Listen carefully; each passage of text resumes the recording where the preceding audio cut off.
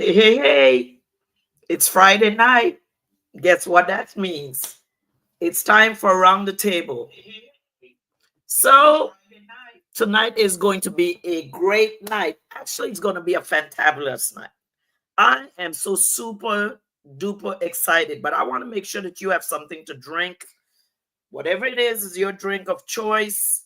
Something, let's see what I have tonight. I have ginger tea tonight. Ginger tea.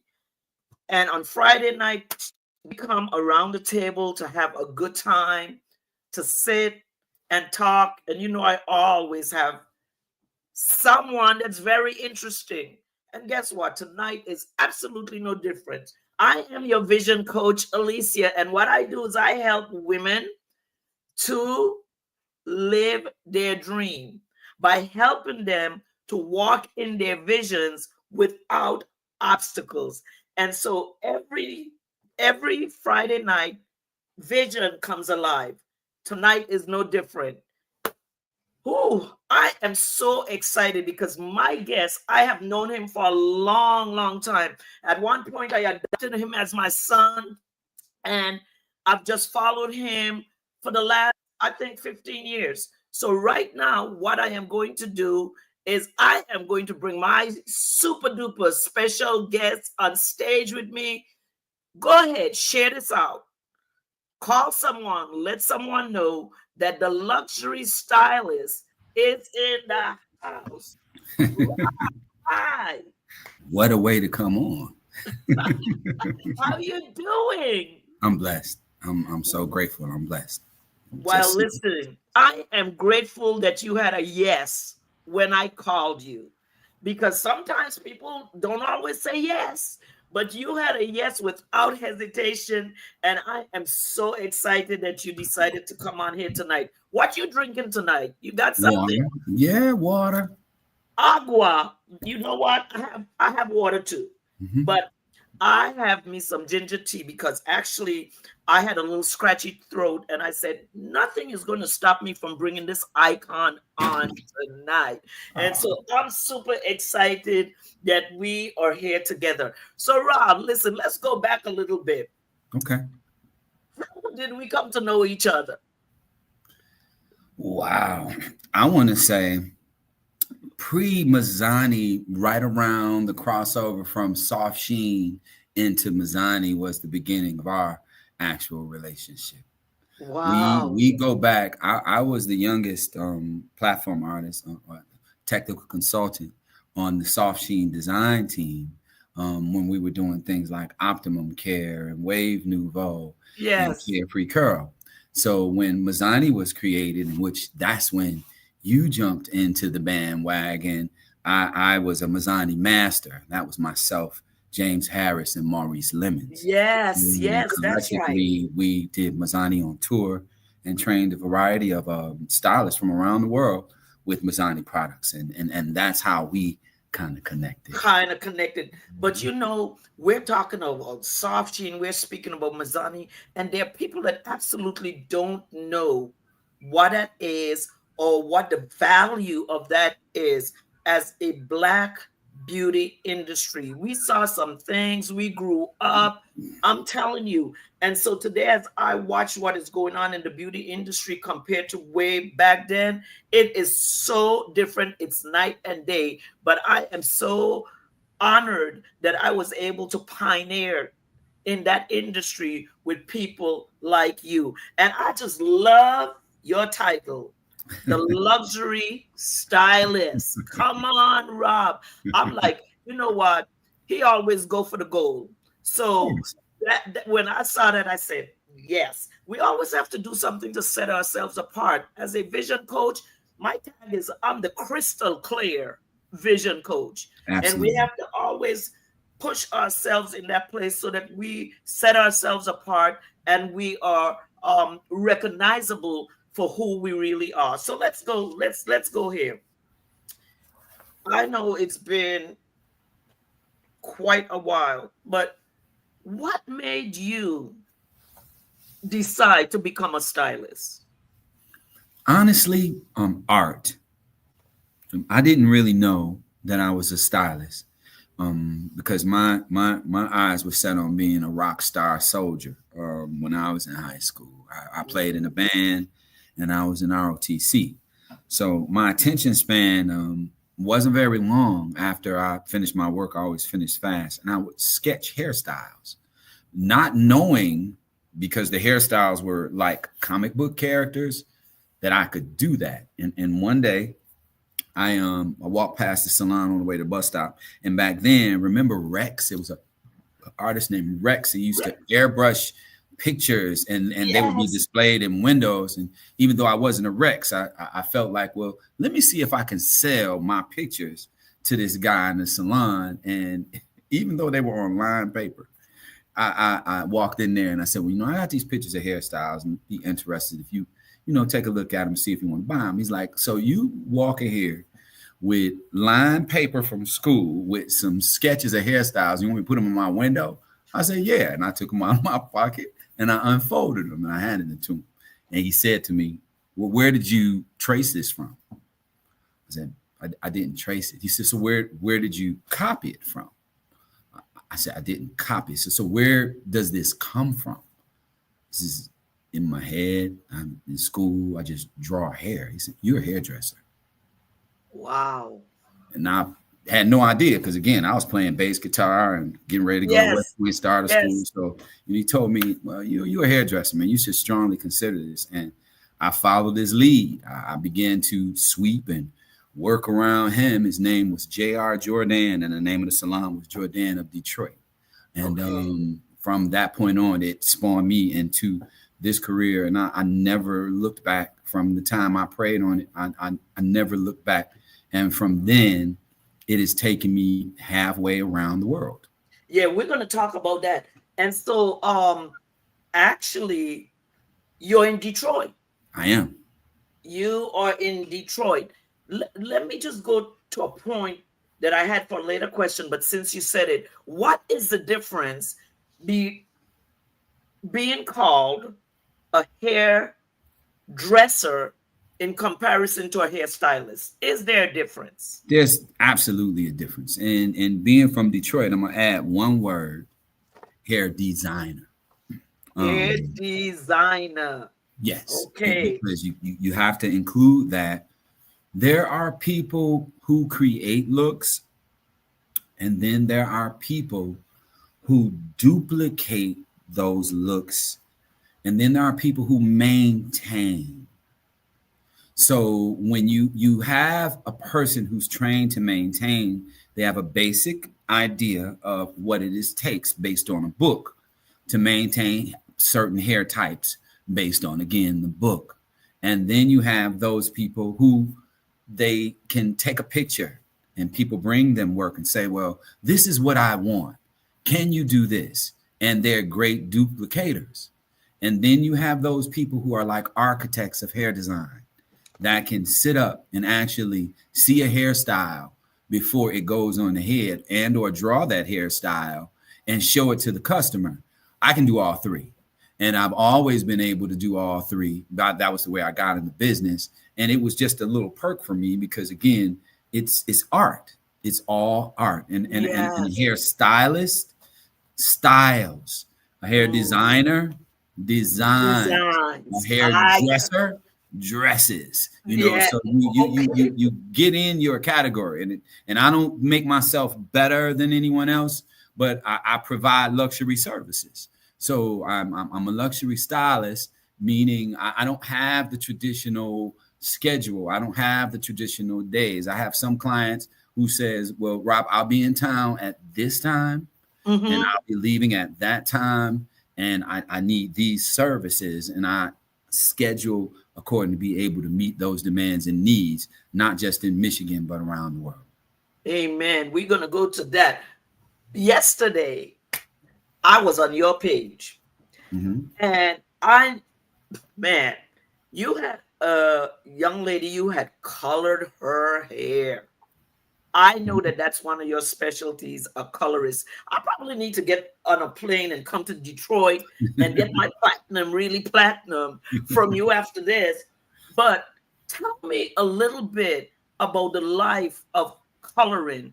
Our talk tonight is the business of beauty Mm-hmm. with Rob Willis. So Okay. tell me a little bit about the business of beauty, coloring. I mean, Coloring. because Wow. people think you just take a box and you put it on the head, but I know that that's not what it is. So let's go into coloring for a little bit. Well, let's talk about it. Coloring is actually surgery. Coloring can be categorized as outpatient surgery in the salon because a color job can be the life and death of a head of hair, depending on whose hands you're in. Now, I'm not discounting a stylist's training, but stylists are taught to style. Coloring is a chapter in the cosmetology book. Colorists, on the other hand, have to have education after that and Mhm. continuing education to continue to grow and be able to use new products, new techniques and developments because coloring constantly changes. It's the biggest ticket item in the salon. I know colorists that charge, by the if you get foils, they may charge $20 a foil, Mhm. and they may need 60 foils to Six do zero. 60. Wow. Like my coworkers color all day, every day. I enjoy color. I used to get in trouble in beauty school for coloring my mannequin with Kool-Aid, hot sauce, anything I saw that had heavy dye that I know could stick, I would Yes. use because Yes. that's how I figured out what worked and what didn't work. And I've worked for Clairol, I've worked for Mazzani, I've had some work for L'Oreal, and color is an entire separate category than actual hairdressing. Yes. It's a world of its own. It's just like having doctors who specialize in general practice, family, and Yes. brain surgeons. And if I Yes. had to give hairdressers a title that do color versus colorists, the colorists are very close to brain surgeons because it's about science and formulation, not just art. And there's several types of color. There's semi-permanent color, demi-permanent color, permanent Yes. color. There's bleach. There's an activator. So many things that the consumer understands based on the way the manufacturer wants them to, Mm-hmm. because the manufacturer creates the problem and the solution. And I want to make Yes. that very, very clear. No offense to the consumers and no offense to the manufacturers. But Yes. anytime you give people something that you know they're not going to do right with, then you have to create something to fix that Correct. with. Yes. And so that's why there's retail products and professional products. And so many times the consumer try to get their hands on professional products and mess up everything and then they blame the product. And so that's well, we both come from this industry background, so I totally understand. And as I was saying yesterday when I saw that young lady's hair, I was like, "Oh my God!" It was like glass. You Look you like glass. you took her outside and you did, Mhm. and she had how many different colors in her Four. hair? It was Oh, four. Yeah, there were four different palettes there. And ironically, she came in turquoise blue, and her natural level, she's a dark level 2 blonde. So okay. what I did was lift as much that would come and choose tones that would counteract and completely cover all those other things That way you would never even know it was there. And color, what most people don't understand, especially consumers, when they go to a salon and say, well, I want this color. And the stylist doesn't even know that they have color on their hair because they haven't been trained to read hair that well. Yes. Color don't remove color. And in order to get true tone, you have to take out what is in or off what is on Mm-hmm. in order for something new and for the light to catch it and truly create reflection. That is what color is. Color is the reflection of light as seen through a prism. And hair Wow. color is artificial melanin. Wow. Listen, you are sitting around the table tonight with my guest, luxury stylist Rob Willis. And we're having a conversation about beauty, salons, everything. But right now, I want to take Rob to the place that I enjoy knowing that he does and does very well, that education part of it. So, Rob, tell us a little bit about your process with education and the places that it has taken you and your total dedication.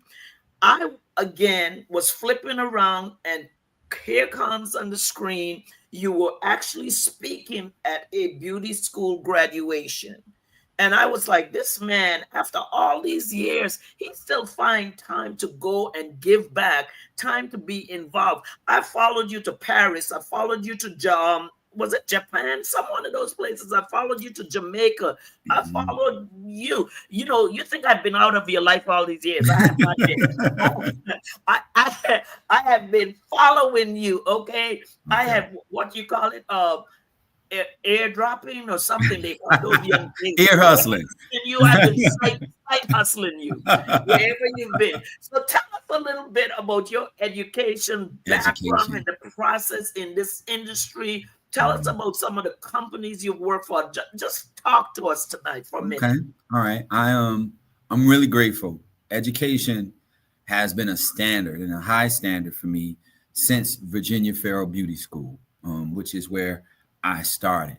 And from Virginia Farrell Beauty School, Soft Sheen Products was my intro into the real world of education because I'd never seen anything like that before. I worked with a company before Soft Sheen called Brock Industries, and they had one shampoo and one conditioner. And I would go to the different beauty schools and try to sell that shampoo and conditioner. And it was like going, this is interesting. And one day I was at a show, and very strange because I'm very outspoken. I, Yes. I saw some guys on the platform, and one guy was chewing gum. He was popping gum, like just talking and popping gum, right? And I go over to the people and I go, well, how do you get to do this job? And it was a Soft Sheen platform, all right? And it Mm-hmm. was Gail Kennard who I was actually talking to. So how do you get this? Of course, I got my little black and white pictures with me. I'm always ready. And she Okay. kind of smiled and said, you think you can do this better? And I said, I know I can. Come on, Rob. I know I can. Come And on. and it took about a year. And Reggie Brown came to visit me at the salon. And back then, companies would send their reps to salons and scout talent. Companies were intertwined with salons. Companies had a relationship with salons. They don't have that anymore. And henceforth, that was the beginning of me coming into Soft Sheen Products. And my grandmother died the very week that I got hired. And my choices were stay at home and make arrangements or go and start this training. And I know she would want me to go. And I went. Reggie Mitchell trained me in 2 days. I Icon. I took the exam that everybody else trained a week for in 2 days, and I maxed that exam. And I came right back home, and I really honestly didn't ever get a physical training. I got sent right out after that, and I've been flying ever Ever since. since. Now, Ever funny since. thing, a young man who worked at Soft Sheen recommended me to the International Beauty Show. And in 1993, the International Beauty Show gave me an opportunity to put the first black team on the New York IBS stage, and I did that. It was tough, but it taught me so much about the industry, and it opened doors for artists who are there today. And Yeah. I give great praise to Olive Benson for Yes. being a great part, because I was young and a little crazy. And I remember walking out, I was mad at them because I saw a line of segregation in the industry that I didn't know about before I Mm-hmm. got there, and I'm Mm-hmm. young and cocky, so I'm get up and go. And somebody got her on the phone for me, and she told me, she said, young man, you are in a position that very few people get. If you blow this, it may not ever open again. And I want you to remember this: good, better, best. Never let it rest until the good get better and the better get best. So I humbled myself and I got back on the bandwagon. And from there, I went from Sasheen to Pivot Point. And I went to Pivot Point to do a photo shoot for a company, Carson, and the product was Compositions. And Pivot Point saw me working on Carson and asked me, well, can you do some work with us? And I'll tell you the honest truth. I made more money in 1 week working at Pivot Point, Alicia, than I had made the last year working for the company. And that changed my entire, Mindset. Yes. it changed my entire thing. So Yes. from there, I think from Pivot Point, I went to Carson. Of course, I was working for them. So I did a little work for Carson for a minute. And from Carson to Clairol. And from Clairol to a company called AFM Concepts, who had Vital Pro, Hawaiian Silky. I Okay. Yes. launched those brands in West Africa. I took Mm, those brands over there, had audiences of 5,000 people, at mm. one time in the middle of summer, 100 degrees doing hair shows in the middle of Yes. the summer. So I've been really, really grateful. And artists like Thomas Hayden, Floyd Kenyatta, Barry Fletcher, James Harris, they're old and do so much for the things that they've done in the business, and the business lacks heroes now. See, companies started to skip over the stylists and try to provide education almost like AI, when you Mm. can't leave us out, because leaving us out is the reason why things are going the way they're going. Yeah. And there's Yeah. also something that you mentioned about products and professional products. When they start to put professional products in Target, in Rite Aid, in Walgreens, understand that some of us were a part of the birth of those products and were promised, oh, they would never be there. They'll be in the beauty supply only for the stylist. Well, when the manufacturers start hurting, they do what everybody else do. They went in Else do. survival mode. And when they went into Exactly. survival mode, they put it everywhere. And when they put it everywhere, people start to copy it. So many of the products that you buy in these places aren't even authentic products. They're Mm-hmm. copies of the original. Yes. So Yes. it made the value of the professional seem less, because, again, you took us out of the equation. How you going to give the medicine to the sick and not to the doctor? Mm. Mm-mm-mm. Don't skip the doctor. And, Right. and, and henceforth in the beauty industry, that's what they did. So Yes. now you're dealing with YouTube as an education base, online training, virtual reality, and AI. And you Yes. really don't know what to believe. Well, I can tell you this. These are the truth. These hands that we use to create these feelings that these people get when they get out of these chairs, you Mm-hmm. can't fake that. Right. That's real. And education empowers those hands to do what they do. The more you know, the more you can offer. We're servants. A lot of stylists get cocky because they start making money and this ego. Even at luxury level, I'm still a servant. I serve on a different level. And the Yes. bottom line is, what you do is a representation of you yourself. So if all you offer is a haircut and not education on how to maintain that haircut, then that's all you charge for.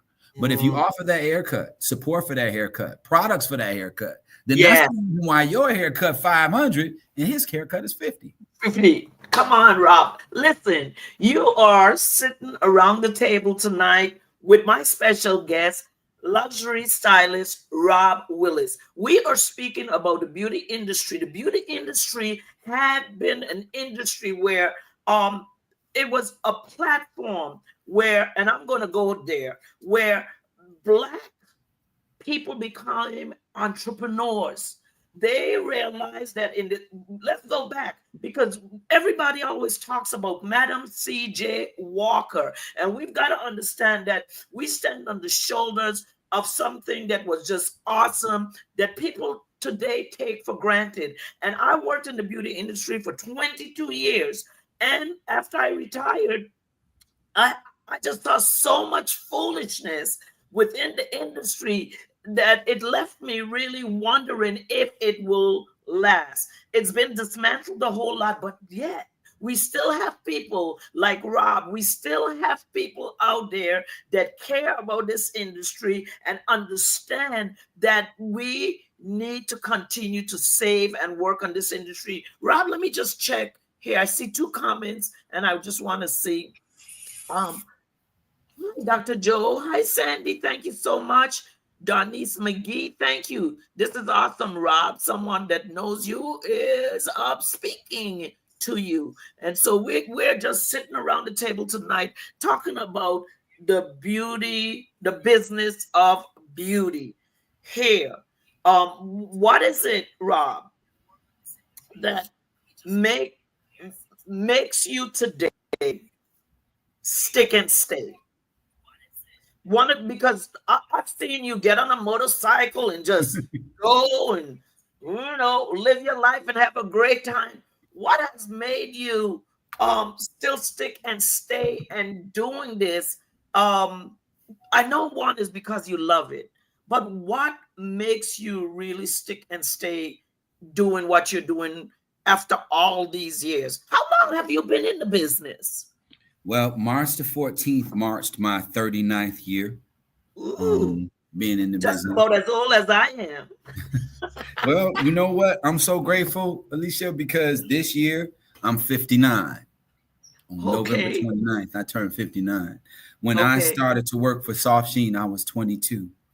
When Wow. I was licensed, I was 20. So this business is all I know, and fashion is a part of it. Mm-hmm. Entertainment is a part of it. I've just managed to stay driven because it changes lives. I mean, honestly, it's so much more to being a stylist than just the hairstyle itself. A lot of women, especially being a man stylist, don't have a confidant, don't have men that Mm-hmm. they trust. And I've some of my clients have been my clients for over 30 years. I've been with them through husbands, boyfriends, girlfriends, children, jobs, and they're Yes. still with me. Yes. But that's because we've built relationships where I'm a confidant, I'm a counselor. I listen and I give you back truth. Now, if you don't want truth, Don't don't stop. ask, because these hands just get to be a couple of inches from your brain. So I feel Yes. energy from people, Yes. and Yes. and it's different because that energy is the difference in those people glowing and those people looking like a cloud. So Wow. hairdressers have a spiritual power as well. And Yeah. that's why I think so many things back in the day, people used to say, well, give me my hair. Don't, some get that hair up the floor. Don't throw my hair away. Somebody will get my hair and put our people a little Voodoo. weird, but they have great point Yeah. because there's power in touch and exchange. And Yes. that's why you have to be very careful about who you allow to touch that part because Very. your brain and your heart run this Yes. whole building. Yes, Rob, I am, I am a minister of the gospel. I am a pastor, and I had a hairstylist for quite a while. And one day, when she touched my head, I knew that was my last day. I had listened, I had observed some things, but that one Mhm. day I knew that she would no longer be my stylist. And Mhm. so it's important for us to connect with what you said, because when you have longevity, as long as you have had it, you know that God has given you the grace to do what you're doing. I'm going to take you way out of your comfort zone, and I'm going, not your comfort zone, because you're very comfortable where I'm going to go, but I'm going to Mhm. take you somewhere and we're going to come back. Okay. What is it with all these foxes you be showing? These coats, because I Okay. know The it's coat connected business. to The, fashion. the So coat is that business. a other Okay. part of your business? I I I got in the fur business about Oh. 35 years ago. Mm-hmm. Almost as long as I've been in hair. Um it's different because fur is hair. I was a hairdresser when I got in the fur business. Fur is hair, it's just animal hair. Wow. So I was able to kind of connect to it a little more personable than the average person. Excuse me for 1 minute. Uh-huh. I'm gonna have to call you right back. I'm right in the middle of podcast, my friend, but I'm at the salon. 9 o'clock is your time, and I got you together. Okay. Um, it's strange, but I bought a coat to Yes. wear to the International Beauty Show, just to start this off, like in '93, and everybody liked the coat. You know, my little crew, everybody's like, "Man, you get this coat." So I go back and I buy another coat to sell to one of the guys, that ran with me. He Okay. wears this coat. Somebody asks him, That's "Where'd you get that coat?" I go back again. I buy another coat. Now, after within 2 weeks, I sold 12 coats. The wow. business, the person that was I was buying from said, "Hey man, listen, you don't need to be a customer. You need to be a partner. Let me teach you this game." And ironically, he was married into one of the most influential fur families in the business. Okay. So I learned it from him. And I began to buy coats from him then, and it extended from then now. And that family is on its second generation of owners. And I'm the only person that has what you call the street business with fur coats With fur because I coats. don't have four walls. I never really did, but I have a Yes. clientele and a Yes. marketing skill that you just put the two together. Why wouldn't you have it there? It goes hand in It hand. Like goes hand in hand. And this is when you Detroit. said it, I never thought about it. Fur Fur is is hair. hair. I have colored fur. I've redesigned fur. I can do the same thing with fur I can with As hair. you do it here, Rob. Listen, this is an eye opener tonight. See, we don't understand that. Some people that are entrepreneurs don't understand how to blend their businesses and what they do together. Recently I blended the two things that I do together again, because I do a lot of speaking to women about healing, because I understand that you cannot really fulfill your vision as an entrepreneur if you're not whole, if you're not healed. So last year I blended both of them together, and a whole new window of opportunity has opened for me. So I love what you're saying. So let me ask you this. Um there's a little bit of taboo about fur. Mhm. Yeah. So how do you handle that? Real simple. Why, if you're going to be judgmental about one, be judgmental about all. You can't tell me about fur coats and you got on leather shoes Ooh. Okay. because an animal is used for multiple purposes. Purposes. God knew Yes. what he was doing. Yeah. So some fur and hair are forms of protection and adornment. That's what they're there for. protection and adornment. And some people say, well, you shouldn't do that. It's cruel. You have to. That's a business that people use for warmth and protection, not for profit. When watching Game of Thrones and you see all those guys, they got fur wrapped all on everything because it was a form of protection. Yes. Now, we made it a luxury item, and Detroit, of course, it took it to a whole nother level because we had Motown. So we had people with yellow fur, pink fur, red fur. Yes. And I'm a product of that. So it's really easy for me to connect the two when it comes to the fur business in fashion with beauty, because it's my everything all the way down. Like I use cowhide now. This is one of my pieces. When I design stuff all the time and sell the stuff. I should really go on and brand it. But Alicia, hair and education is the way God is using me. Okay. I made a commitment. You said something about healing, and I'm gonna tap into that. Okay, let's go there. This right here, this little shape, this is Georgetown, Guyana. Okay. Georgetown, Guyana. And this is 2018. And in 2018, I went and I spent 90 days in Georgetown, Guyana, which is South America. A lot of people don't know where Guyana is. All they know is they heard that the guy had everybody drink some Kool-Aid and they died. Right. That's all they know. Jim Jones. Jim Jones. But I spent 3 months there with 41 I remember that. I really do. 18 to 61.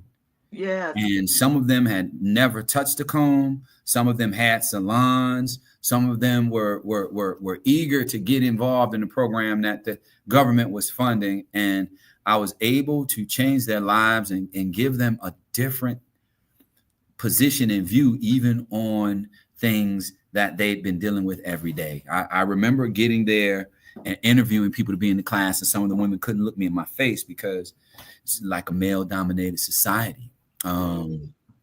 Very, very, well, we can't look men in the face. By the time I left there, they were not only looking you in your face, they were working, they were doing their nails, they were getting doors open for them. When Black Panther came out, I took 22 of my students to the movies.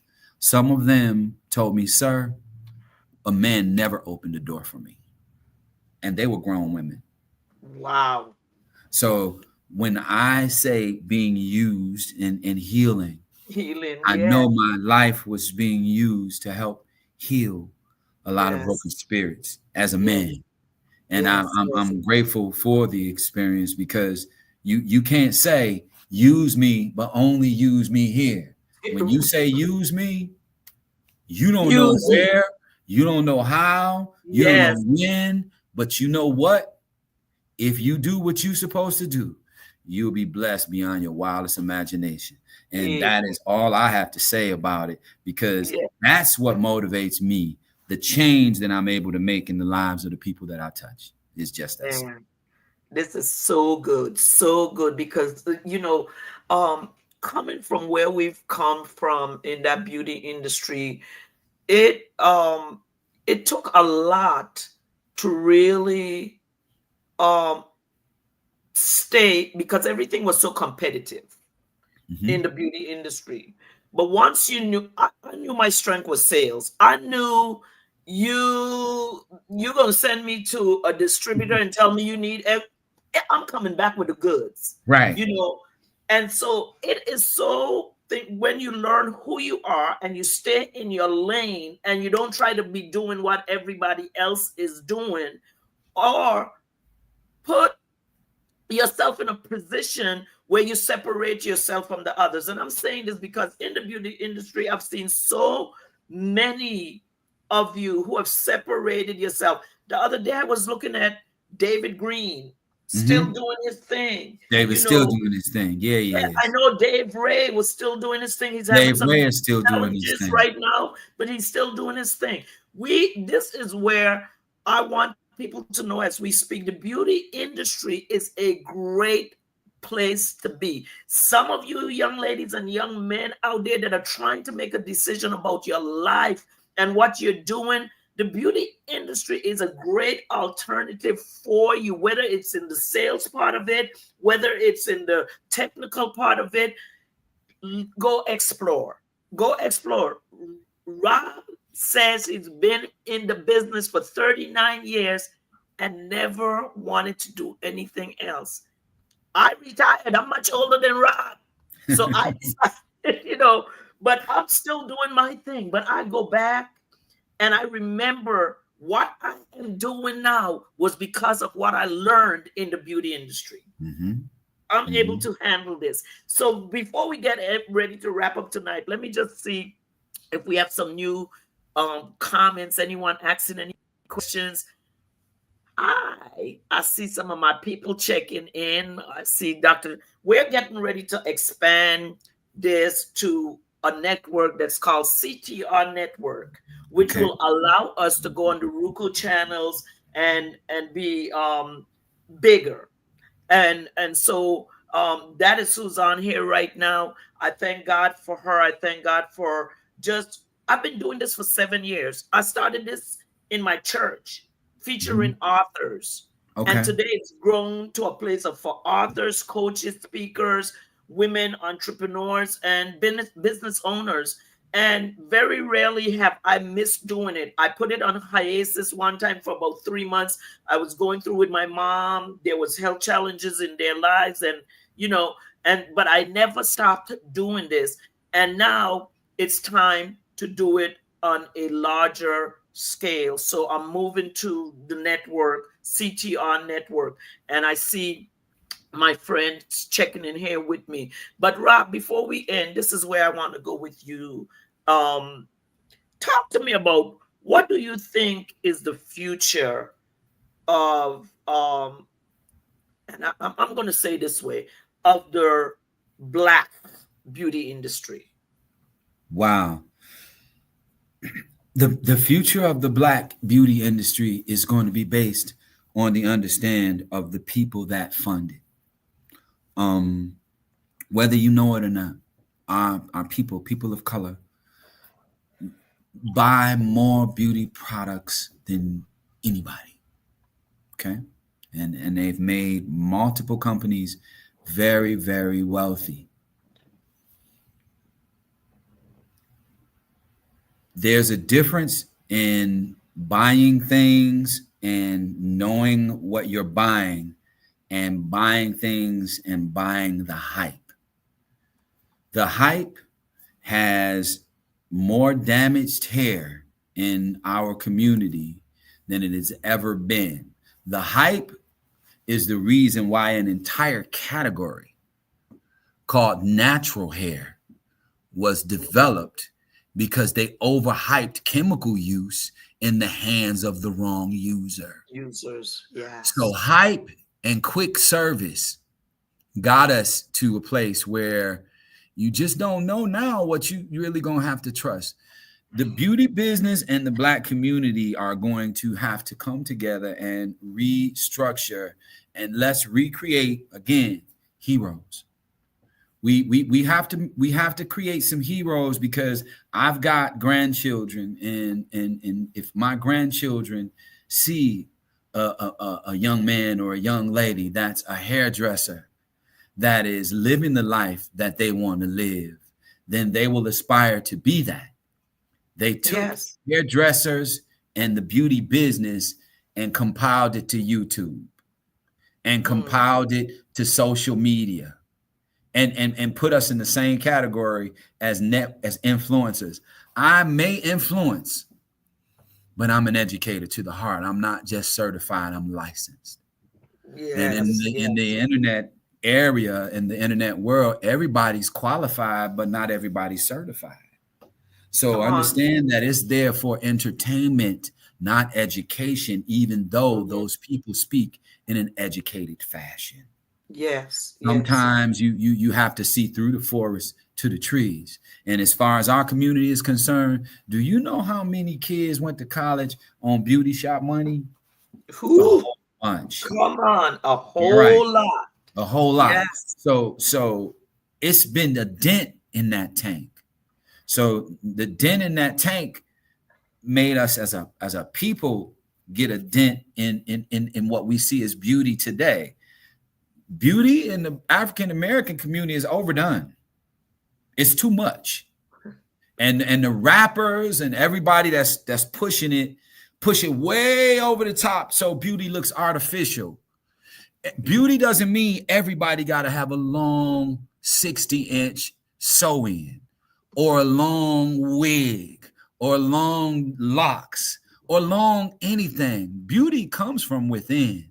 And as long as you radiate that beauty, that glow multiplies. And then we begin to glow as a community, as a people, and not just as individuals, because it's too much. And then I'm going to tell you something else. You're going to have to get some of those beauty supplies that's in your community to do Come more on. for the community, or they can't stay. Come on. Yes. I said it.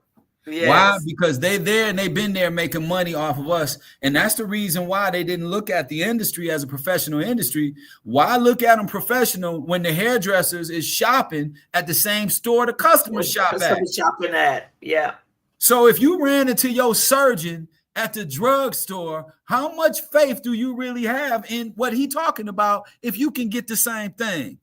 Yes. Stop it. Yes. So our community is going to have to see a little bit better.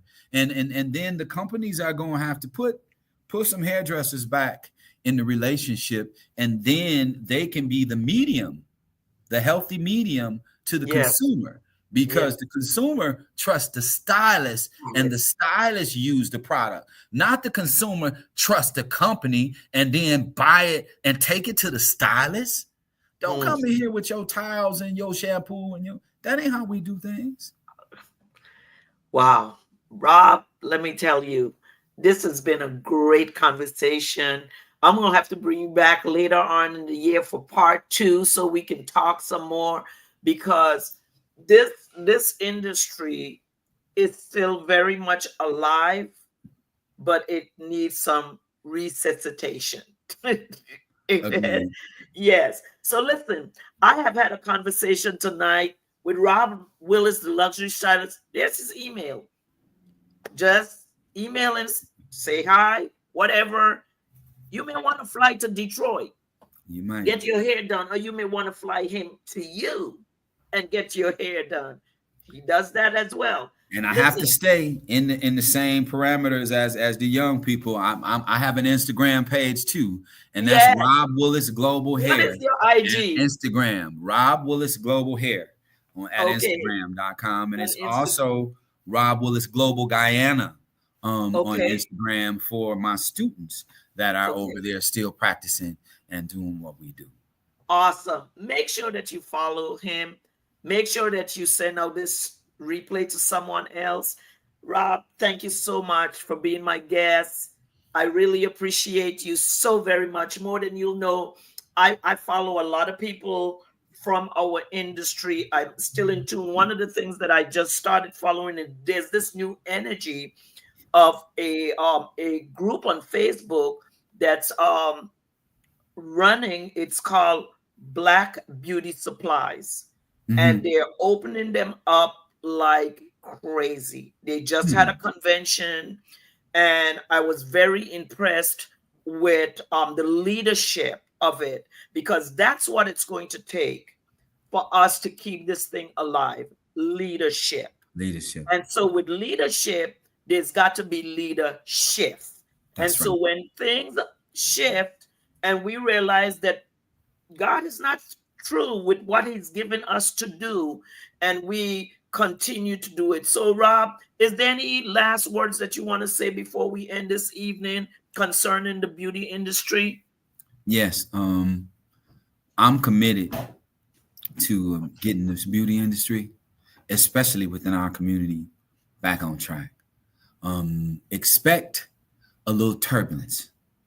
Whenever there's a change in altitude, it's always turbulence. Yes. But when we ride this out, the smooth part of it is going to change lives, and it's going to make hairdressing a respectable profession where our young people will want to get in it and do some of the same things that I did that made me want to do it another 39 years. I'm grateful. Wow. Thank you so, so very much. You're so welcome, love. And I'll Listen, talk to you soon. Okay. real soon.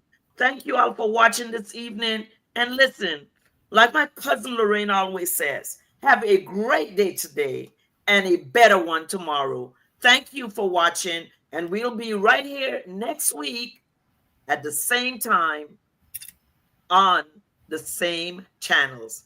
God bless. God bless.